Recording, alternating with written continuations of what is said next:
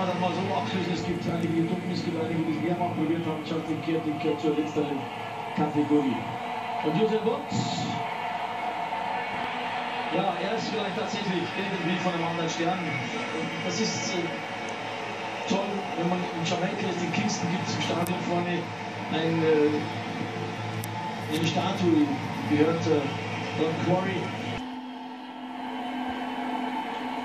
Muss ja alles zusammenhalten, die Sprintfertigkeit Jamaikas, muss ja alles auf seinen Schultern auch noch tragen, was an Generalvorurteilen jetzt im Raum steht. Es ist wahrscheinlich so.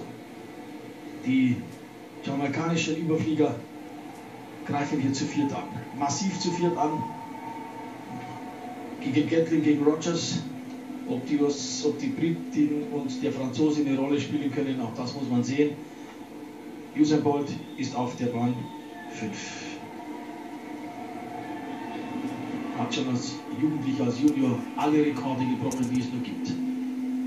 Usain Bolt nicht der Titelverteidiger. Der ist nicht dabei im Anblick. Bolt 5, Gatlin 4. Rennen ist draußen.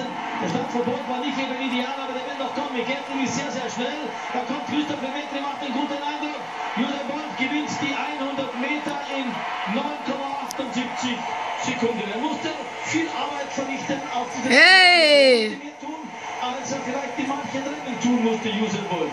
Aber er hat auch in diesem engen Zweikampf mit Justin Gatlin Kämpferqualitäten gezeigt. Justament in diesem Augenblick öffnet der Himmel seine Tore und es beginnt stark zu regnen. Es ist ein Sturm angekündigt worden. Es ist ein kleiner Sturm geworden, über 100 Meter. 9,77 Saisonbestleistung für Usain Bolt.